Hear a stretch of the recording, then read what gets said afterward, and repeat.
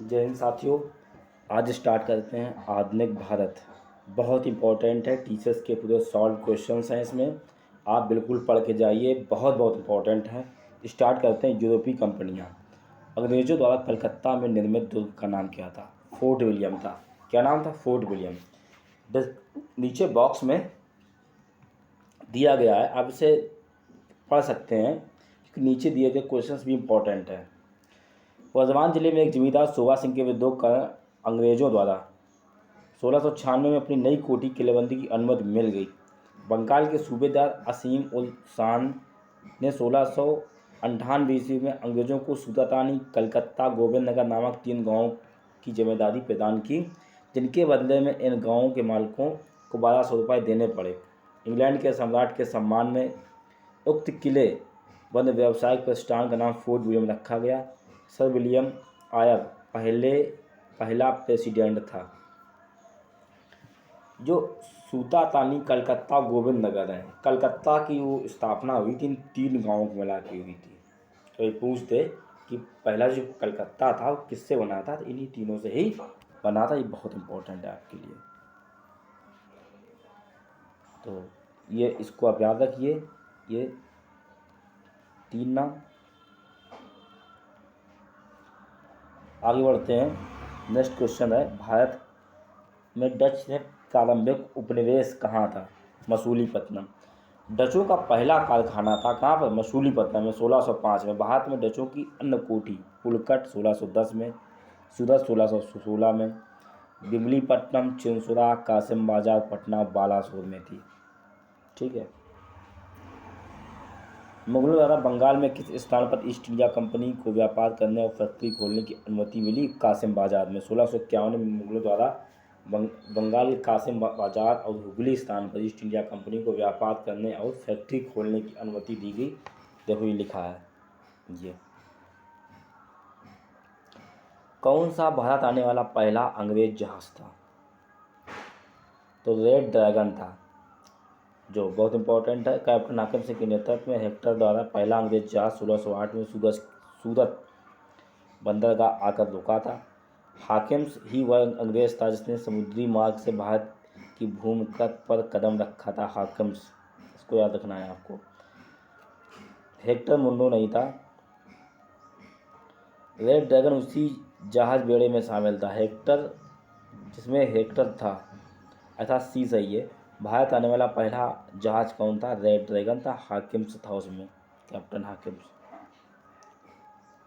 निम्नलिखित में से किस क्रम में अपने व्यापार केंद्र स्थापित किए? देखो, सूरत में, मद्रास में, मुंबई में, कोलकाता में। सूरत में 1613, मुंबई में 1687, मद्रास में 1639, कलकत्ता में 1698। अंग्रेज़ों ने भारत में पहली फैक्ट्री कहाँ लगाई? सूरत में लगाई। 1613 में जहांगीर के शासनकाल में अंग्रेज़ों ने सूरत में पहला स्थायी कारखाना स्थापित किया। 1611 में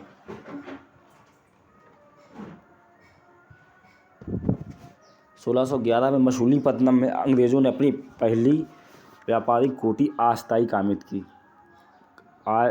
फैक्ट्री लगाई। यह गोलकोंडा राज्य का प्रमुख बंदरगाह था, मसूलीपट्टनम। आगे चलते हैं।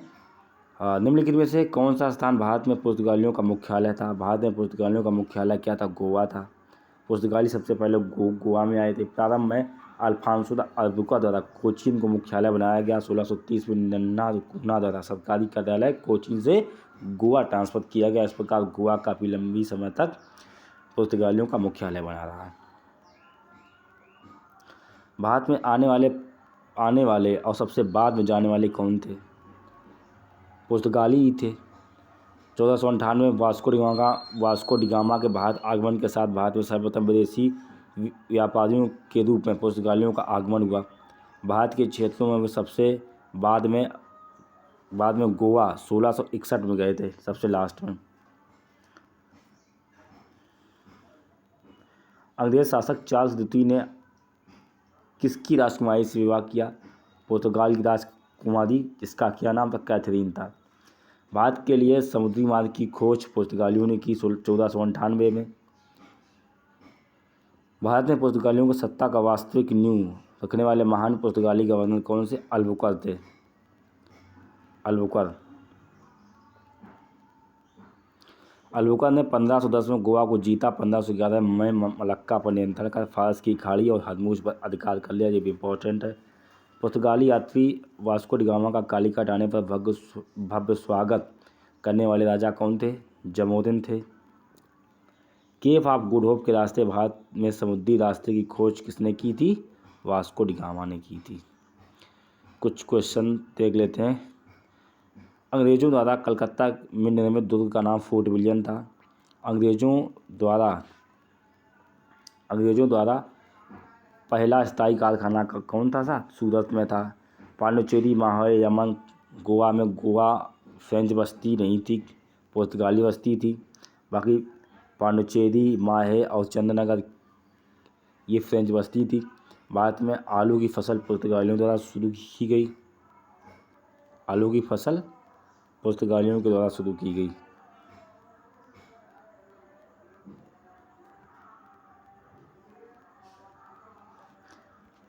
पुर्तगाली भारत में अपने प्रथम दुर्ग का निर्माण कहाँ किया? कोचीन में किया। फ्रेंच ईस्ट इंडिया कंपनी का गठन लुई चौदहवें के शासनकाल में 1664 में हुई थी। पुर्तगालियों ने भारत पर पहला व्यापार फैसला पुर्तगालियों ने भारत पर सबसे पहले व्यापार करने का फैसला किया। आगे चलते हैं। क्षेत्रीय राज्य। गुरु गोविंद सिंह द्वारा खालसा पंथ की स्थापना कब की गई? 1699 में। 1699 में गुरु गोविंद सिंह द्वारा खालसा पंथ की स्थापना की गई। गुरु गोविंद सिंह खालसा पंथ की स्थापना 1699 में की। देखिए इधर गुरु पद समाप्त कर दिया और गुरु ग्रंथ साहब को ही मुख्य रूप से गुरु का स्थान दे दिया गया।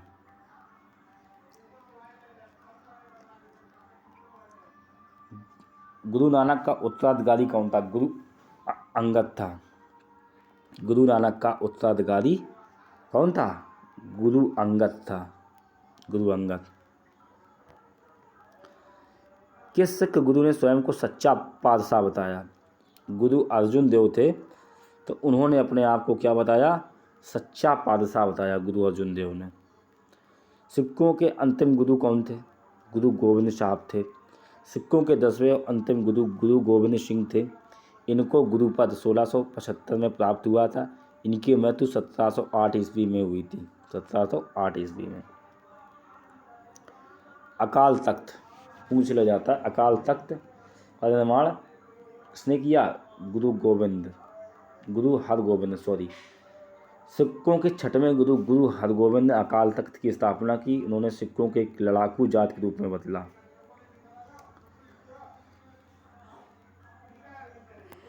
गुरु नानक का जन्म तलवंडी में हुआ था। बताइए तलवंडी कहाँ पे है? वर्तमान में पाकिस्तान में है। ननकाना साहब 1469 में हुआ था। इनके पिता का नाम कालू मेहता, माता का नाम तप्ता देवी था। गुरु नानक का उत्तराधिकारी कौन था? गुरु अंगद। कौन था? गुरु अंगद था।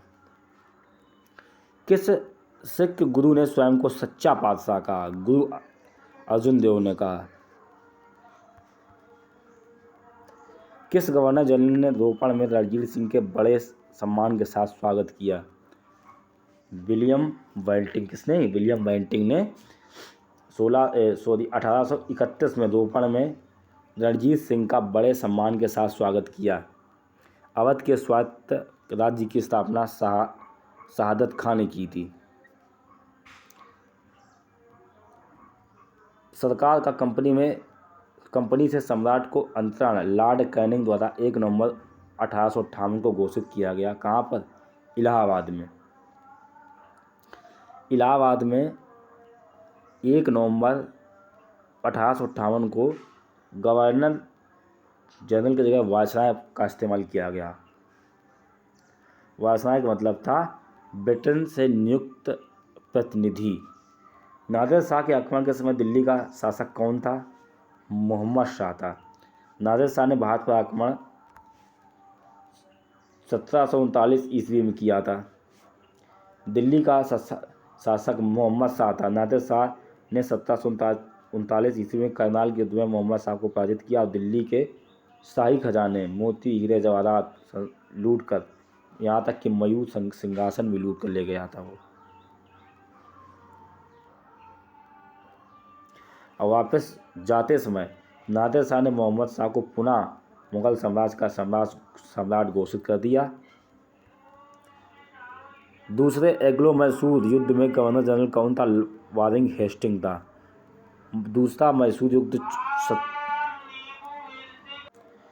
दूसरे एंग्लो मैसूर युद्ध में गवर्नर जनरल कौन था?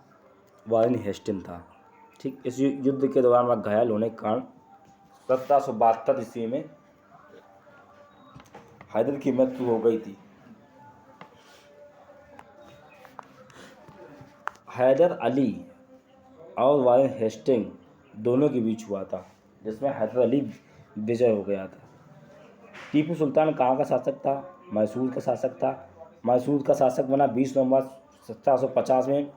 टीपू सुल्तान का पूरा नाम सुल्तान फतेह अली खां था, जो बाद में अपने पिता की मृत्यु के बाद 1782 ईस्वी में मैसूर का शासक बना। निम्नलिखित में से नादिर शाह ने मुगल सम्राट मोहम्मद शाह को पराजित किया था करनाल में। कौन सा गवर्नर था जिसने मैसूर के तीसरे युद्ध में टीपू सुल्तान के खिलाफ युद्ध लड़ा? Lord Cornwallis. अंग्रेज और फ्रांसीसियों के बीच निर्णायक लड़ाई वाडीवास के युद्ध में 1760 में हुई थी। कहाँ में? 1760 में। आयरनकोट के नेतृत्व में अंग्रेजी सेना ने काउंट लाली के नेतृत्व में फ्रांसीसी सेना को बुरी तरह पराजित किया था। निम्नलिखित में से युद्ध में अंग्रेजों ने फ्रांसीसियों को पूरी तरह परास्त किया था वाडीवास के युद्ध में। तीसरे आंग्ल मैसूर युद्ध को समाप्त करने के लिए टीपू सुल्तान ने अंग्रेजों के साथ श्रीरंगपट्टनम की संधि की। 1999 का वैसाख का त्यौहार पंजाब के लिए विशेष ऐतिहासिक महत्व था, क्योंकि इस त्यौहार पर खालसा पंथ के 300 वर्ष पूरे हुए थे। सिख गुरु अंगद देव ने गुरु नानक की जीवनी लिखी थी। सिखों के सैन्य संप्रदाय खालसा पंथ का प्रवर्तक गुरु गोविंद साहब जी थे। सिंध को अंग्रेजों ने 1843 ईस्वी में अधिकृत किया था। वारेन हेस्टिंग ने बंगाल को द्वैत प्रणाली समाप्त की थी। ये इम्पोर्टेंट है, बंगाल में जो द्वैत सिस्टम था उसको समाप्त किसने किया था? वारेन हेस्टिंग ने। मुगल सम्राट मोहम्मद शाह रंगीला के शासनकाल में सैयद भाइयों का अंत हुआ।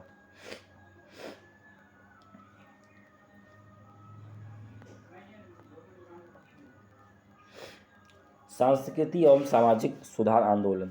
दयानंद सरस्वती ने प्रथम आर्य समाज की स्थापना 1875 ईस्वी में कहाँ पर की थी? मुंबई में की थी। ठीक है, दयानंद सरस्वती ने 1875 ईस्वी में मुंबई में आर्य समाज की स्थापना की। 1877 ईस्वी में इसका मुख्यालय लाहौर बनाया गया। हिंदू धर्म के प्रस्तावन के लिए 10 सिद्धांतों थे। ये थे वेदों का उच्चारण, मूर्ति पूजा, अवतरण, कर्म सिद्धांत, निराकरण, स्त्री पूजा, बाल विवाह, हिंदी कुछ ऐसे। आर्य समाज के संस्थापक कौन थे? दयानंद सरस्वती थे। तथाकथित कालकोठी की घटना 132 अंग्रेजों को एक छोटे से कमरे में कैद कर उनकी मृत्यु हो गई थी, कैद कर दिया गया था। 20 जून 1756 को घटित हुई थी। 123 अंग्रेज, जिसमें तो 3 4 5 बचे थे, बाकी सारे मर गए थे। ब्लैक होल प्रसादी कहाँ घटी? कलकत्ता में घटी। और प्लासी की लड़ाई में सज्जनदौला के साथ विश्वासघात किया मीर जाफर ने। 23 जून 1757 ईस्वी को प्लासी के युद्ध सज्जनदौला के साथ मीर जाफर ने विश्वासघात किया। इस युद्ध में मीर जाफर नवाब का सेनानायक था। इस युद्ध में कंपनी को 24 परगने की जमींदारी प्राप्त हुई थी। प्लासी के युद्ध के समय बंगाल का गवर्नर कौन था? सज्जनदौला था। प्लासी की लड़ाई किसके बीच लड़ी गई? सज्जनदौला और रॉबर्ट क्लाइव के बीच 23 जून 1757 ईस्वी को। ब्रिटिश ने पंजाब के किस स्थान पर अपना ब्रिटिश ने पंजाब को किस सन में अपने राज्य में मिलाया था? 1849 में मिलाया था। लॉर्ड डलहौजी ने गुजरात युद्ध के बाद 1849 में पंजाब का विलय ब्रिटिश साम्राज्य में किया। 1849 में पंजाब की प्रशासनिक व्यवस्था 3 सदस्यीय कमेटी को सौंपी गई। पुर्तगाली संस्कृत के अवशेष भारत से कहाँ से मिले हैं? गोवा से मिलते हैं। भारत में आर्य सैन्य शत्रुता के निम्नलिखित में से कौन सी लड़ाई निर्णायक रही? बाड़ीवास की।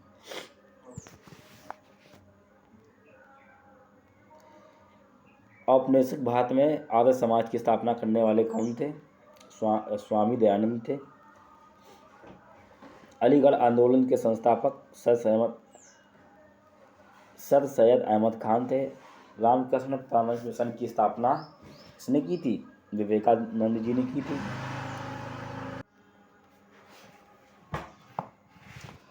अलीगढ़ आंदोलन का संस्थापक कौन था? सर सैयद अहमद खान थे। रामकृष्ण मिशन की स्थापना विवेकानंद जी ने की थी। अलीगढ़ में मोहम्मद एग्रो ओरिएंटल कॉलेज की स्थापना किसने की थी? सर सैयद अहमद खान ने की थी। अंग्रेजों ने भारत को अंग्रेजी शिक्षा का माध्यम 1835 में बनाया था। इसमें लॉर्ड मैकाले का बहुत बड़ा योगदान है। नए भारत के पैगंबर राजा राम मोहन राय जी को कहा जाता है। बुनियादी शिक्षा को विचार सबसे पहले किसने प्रस्तुत किया? महात्मा गांधी जी ने। भारत का पुनर्जागरण का जनक राजा राम मोहन राय है। राजा राम मोहन राय ने किसके विरुद्ध एक ऐतिहासिक आंदोलन का आयोजन किया? सती प्रथा के विरुद्ध। ब्रह्म समाज के संस्थापक राजा राम मोहन राय थे। Royal Society of the Bengal का फेलो बनने वाले पहले भारतीय थे AC वाडिया। कौन थे? AC वाडिया थे।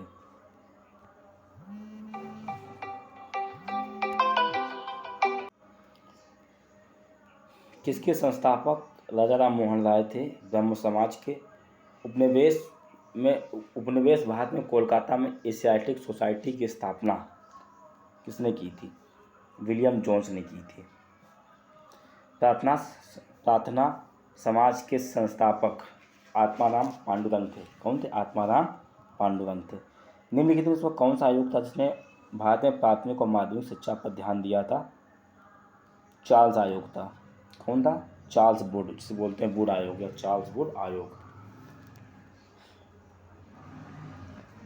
1867 में केशवानंद सेन की प्रेरणा से मुंबई में प्रार्थना समाज की स्थापना की। इसके संस्थापक आत्माराम पांडुरंग थे एवं महादेव गोविंद गनाडे। प्रार्थना समाज का मुख्य उद्देश्य जात पात का विरोध करना।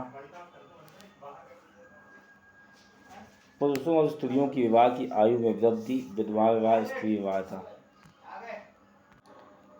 सर्वोदय का आशय है सबका उत्थान करना। सर्वोदय की अवधारणा महात्मा गांधी ने जॉन रॉकसन की पुस्तक अनटू द लास्ट से ग्रहण की थी। 19वीं शताब्दी में सबसे पहले शुरू किए जाने वाले सुधार आंदोलन कौन था? ब्रह्म समाज था। सत्यशोधक समाज के संस्थापक महाराष्ट्र के ज्योतिबा फूले थे। सत्यशोधक समाज की स्थापना 1873 में ज्योतिबा फूले जी ने की थी। औपनिवेशिक भारत में भारतीय विधवाओं के लिए शारदा सदन स्कूल की स्थापना पंडित रमाबाई ने की थी। अब कुछ क्वेश्चन परीक्षा के लिहाज से बहुत इंपॉर्टेंट है। आर्य समाज धार्मिक अनुष्ठान और मूर्ति पूजा के विरोध में था। सर सैयद अहमद खान ने अलीगढ़ में मोहम्मदन एग्रो ओरिएंटल कॉलेज की स्थापना की थी। वह अलीगढ़ आंदोलन के जन्मदाता थे। भारतीय राष्ट्रीय कांग्रेस के विरोधी थे। राजा राम मोहन राय नव भारत के पैगंबर के नाम से जाना जाता है। 19वीं शताब्दी में राजा राम मोहन राय ने आधुनिक समाज सुधार आंदोलन के अग्रणी थे। स्वामी दयानंद सरस्वती का मूल नाम मूलशंकर था। राजा राम मोहन राय के प्रयासों से सती प्रथा का उन्मूलन हुआ। सती प्रथा 1823 में सती प्रथा को खत्म करने का योगदान लॉर्ड विलियम बेंटिंक की सहायता से दिया गया। लॉर्ड मैकाले शिक्षा कार्यवेद की रचना के लिए विख्यात हुए थे। गांधी जी ने सांप्रदायिक पुरस्कार पंचायन का विरोध इसलिए किया था क्योंकि वह हिंदू समाज में मतभेद उत्पन्न कर सकता था। यंग बंगाल आंदोलन हेनरी विलियम डेरोजियो ने किया था। रॉयल एशियाटिक सोसाइटी की स्थापना सर विलियम जॉनसन ने 1784 में कोलकाता में की थी। थियोसॉफिकल सोसाइटी भारत में 19वीं शताब्दी का पुनर्जागरण उच्च मध्यम वर्ग तक सीमित था।